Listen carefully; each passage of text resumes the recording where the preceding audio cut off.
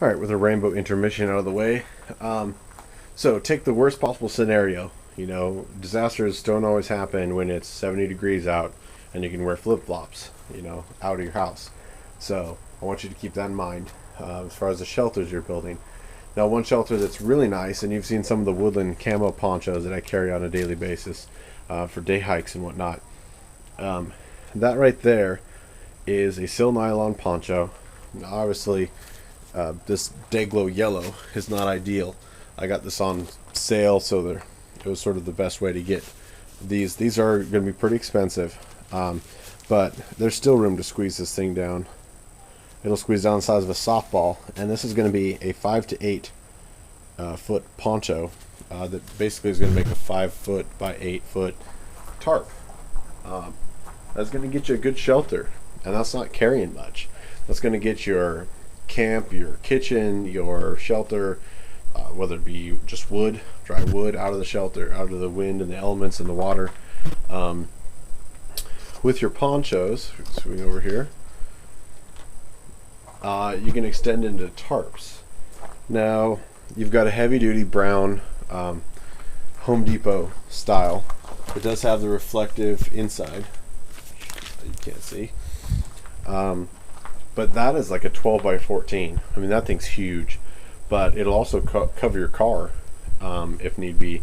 If you've got a pretty obnoxious color, or you're in an area with high sun and you've got a bunch of chrome and glass on your car, like everyone seems to have, that you can cover up your bug out vehicle, and obviously as the sun won't glint so much off of it. So it's a nice earth tone. Next to it, I do have a darker green version of that. It's packed away right now. That's kind of a seafoam version. That tarp was $3. It is a 8 by 10 tarp, and it was like $3. I actually got that at REI. So that's just a regular propylene tarp. The one next to it is going to be more of that the vinyl ones. They're going to kind of be in between your cheap ones and the sil nylon ones. I'll tell you right now, I believe it's the 8 by 10 version of this.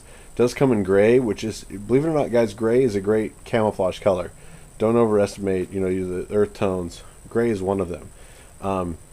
It's $170 or something to get a sil nylon tarp. If you look up a couple of the guys, and I believe it's Alpha.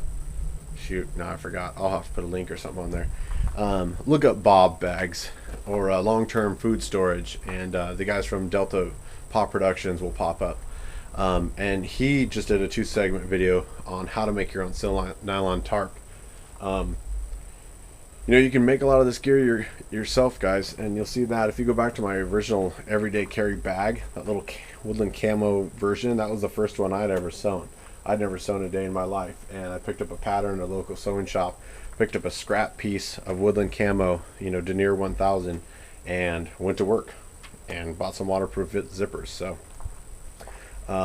you guys can do it. It's not that hard, and it also helps you to customize some of your gear, and so you're not spending $175 on a poncho. Like I said, that's the only reason I bought this yellow one, was I got it for $34 instead of $160. So that's how it went. For long term, some of you guys who aren't expecting to come back, for those of you guys that sort of romanticize the bug out scenario, and you know who you are, I've gotten a lot of comments and a lot of personal emails about this bug out series, and I thank you for all your support. But I will tell you, there are a lot of you that it's more of a romantic aspect of us versus them, the Red Dawn scenario of not coming back. I'll tell you, you got your tarp that'll help you build a shelter.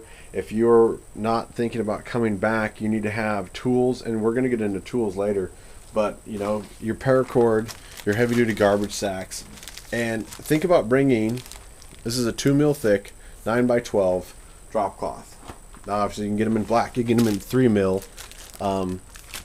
different sizes, but that's going to get you a nice waterproof shelter. There's a lot of natural shelters, a lot of man-made, debris huts and stuff like that. But you guys need to remember, you're going to be in this thing for a long while. And that brings me sort of over to the next one. If you've ever stayed in a smaller tent for a prolonged period of time, and I'm talking to Max.